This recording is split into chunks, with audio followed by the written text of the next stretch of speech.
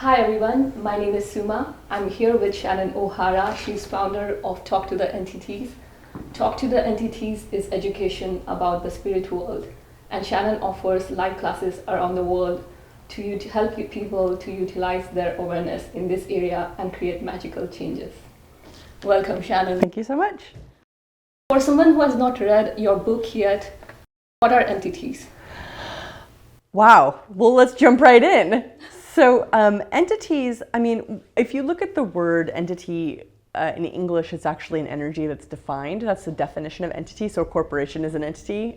What I'm talking about with the work of Talk to the Entities is mostly the kind of entities that used to be people that don't have bodies anymore. And have you had any personal experience with haunted houses or ghosts? Unfortunately, yes, I have had lots of experience with haunted houses.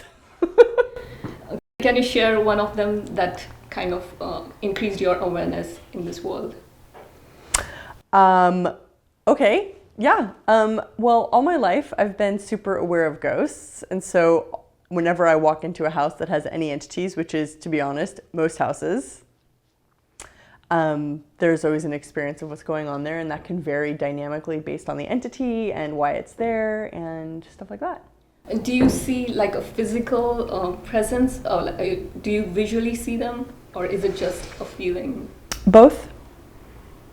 And how can this awareness help us? How can the awareness about entities help us? Well, what I found was I tried to make my awareness of ghosts stop. And I spent a lot of my teens trying to make it go away through many different ways. And what that turned into was me being severely depressed and angry and not feeling good and just really messed up. And I got to the point where I actually wanted to kill myself. And instead of that, I started doing something that my father was really trying to get me to do, which was access consciousness. And he is the creator and founder of Access Consciousness. And he sort of had to trick me into using some of the tools because I didn't want to do the weird stuff that my dad did. But what came out of it was I started feeling better and better and better. And one day in my early 20s, when I was living in Santa Barbara in a small apartment, the living room filled with so many ghosts that I literally couldn't see the other side of the room. It was packed. And I knew it was ghosts. And I was like, oh, no, I don't want to deal with this. And I called him. I was like, oh my God, my house is full of ghosts. And he's like, that's great. And I was like, no, I hate it. And I shut the door and I like slammed it and I was like, refused. And the next several months, my life just got harder and worse and deteriorated, and my body didn't feel good and everything felt difficult. And I was out at his house months later complaining about my life. And he's like, well, what did you refuse to do? And I went, oh my gosh, I refused to talk to the entities. And I sort of got in that moment how dealing with the spirit world, although it was weird and I totally didn't want to, was like this vital component of me being me. And if I would let that in, it just expanded my whole universe, which is not something that we're ever taught. We're taught that that's weird and creepy and gross and like, don't talk to ghosts because you're a freak. And I sort of got like, okay, so even if I am a freak, because I think this is totally freaky, I can't deny the expansion of energy when I say yes to this. And so what really became the inspiration for me was, number one, getting out of me feeling crazy. Because when you're dealing with ghosts, and there's some people that are really sensitive to entities, they have like extreme awareness, and I'm one of them. And there are many, many people with this, and we're just not empowered to deal with it in this society and in this reality. And it can't really go away. It just mutates into all sorts of mental and physiological disorders. And so when you access the consciousness around the spirit world, which, believe it or not, is actually really easy and totally empowering and life-changing, your whole life changes. Your mood improves, your body feels better, your dealings with the world gets easier. No one teaches us this. But it's sort of like trying to pretend, like it's like trying to walk around pretending like the sun doesn't exist. It's really a lot of work to try and not get in the sunshine. And then when you receive the sunshine, it's just so much easier. A lot of people assume that when you talk about ghost entities, they are all scary. Yeah, totally. Well, one of the analogies that I use is, so would you want people to think the same way about you when you die that you think about ghosts right now?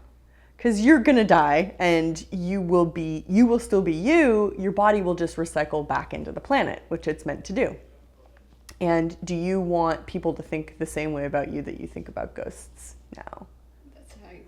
And another thing that people think about ghosts they are powerful, and also because they are invisible. Right. Cool. So this is sort of the demystifying all the bullshit around entities conversation, which is the funny thing that I discovered that's so simple that I was shocked that like nobody talks about this, is that ghosts are just like people. When your body dies, you don't magically become another person. Like you don't just like miraculously become this like all-powerful entity. If somebody's super confused or unconscious or angry or mean or an asshole, when they have a body, they're gonna be the same way without one.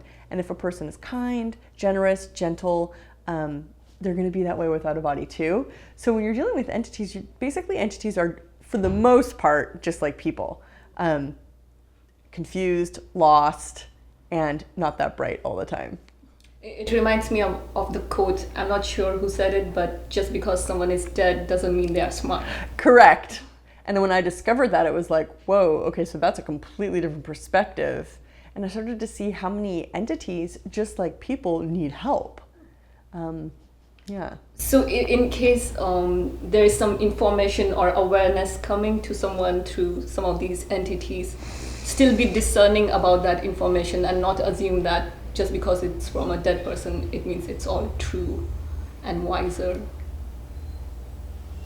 you want me to agree with you? No, I'm asking you, is that... What's the question? If some information or knowledge is coming through an entity that has passed over.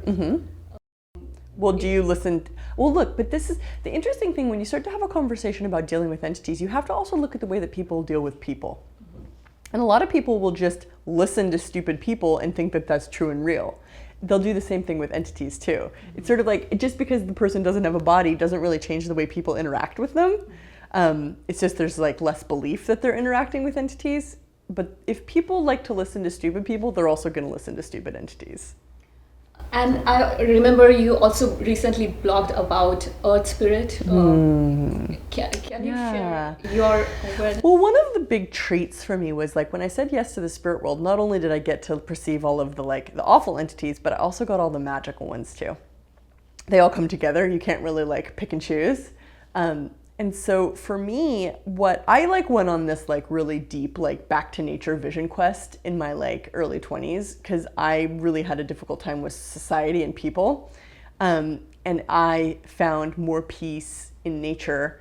And what that was a lot of time with me. And then I started to recognize the sparkles in the water and the glimmers in the trees and the energies all around. And at first I wanted to disbelieve it, and it was I was actually in one of my birthdays in my 20s, early in my 20s, I was having a birthday and I was alone. I didn't have my family around. I hadn't created a celebration or anything for myself, and I thought that would be fine until I woke up and it was my birthday and I felt really bad for myself.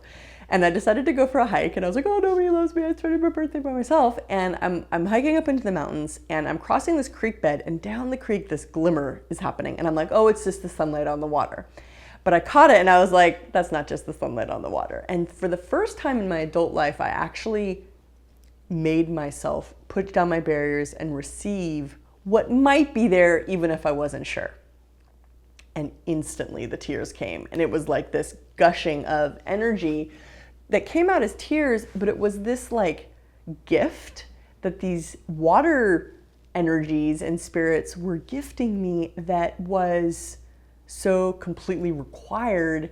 And I mean, you can call it magic, but for me, it's just part of having a body on the planet at this point. It is alive. There is magic. There is this beautiful thing that we all believe is a fairy tale or make believe, but we sort of want to believe it, but we know it doesn't exist because only crazy people believe in nature spirits and children, and we don't want to be crazy or considered a child as an adult. But then there's a different way of being an adult, which is that receiving and that awareness that so few people don't have the courage to have. But if you do have the courage for it, my God, the magic that's available for us. Everything becomes a lot more alive. Everything becomes a lot more alive, and the good stuff is even better, and the bad stuff is also as bad as you think it is. Is there a message that the planet Earth is trying to communicate to us? It's so interesting. I mean, because when you're dealing with nature spirits, and the thing is, dealing with entities really taught me to get out of my head, because you cannot make logical explanations about a lot of this stuff. And I'd be dealing with these entities and like I could tell that my logic was blocking the reception, and so I'd have to learn how to like relax my head and really perceive, which is the great gift that I learned from them. But the nature spirits are like totally non-cognitive, totally not about the head and the logic and the reason. It is totally about receiving and joy and pleasure and with the body. You know, it's like when I've had the most experiences I've had with nature spirits, it's this deep, visceral awakening of energy. And our bodies are connected to the planet. And so being with the nature spirits is this reconnection with those incredible earth energies that, again, so many of us have lost. In your book, you also mention about extraterrestrial spirits. Yeah.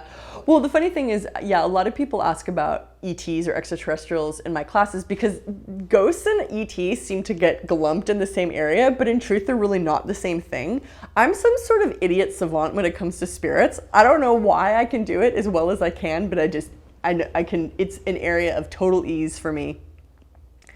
Extraterrestrials isn't really that for me. Like I've had several experiences with them, mostly as a young adult or as a young person, not even as a young adult, that were very, very much experienced with extraterrestrials, but I don't have like a lot of connection with that or information or even interest in that area as much. So they're not really the same area, but they do tend to get combined because they're both weird. And has something changed around that recently? Because there's so much information seems to be coming up, at least in the media, about extraterrestrials? Yeah. I only really know about ghosts. That's the only thing I can speak very well to. I wanted to ask you two quick questions from a skeptic's point of view. Okay. One is, what if someone uses this awareness to blame their problems onto entities? Right, totally. Well, but you see that a lot, especially in Indian and Asian cultures. Like you get people being like I can't because of the black magic, or they sent me entities, therefore my life sucks and the demons won't let me. And I mean, you totally, but that's people's point of view. I mean, you have to sort of, if you replace entities with like just another person or something, people tend to try and put the cause of the blame for the circumstances of their lives outside of them all the time, no matter what. So an entity is just a convenient target, but people blame their problems on their spouses or their children or their job or anything outside of them all the time, rather than acknowledging their choice in the circumstances. And another question I had was also, there has been so much study about this subject, about life after death.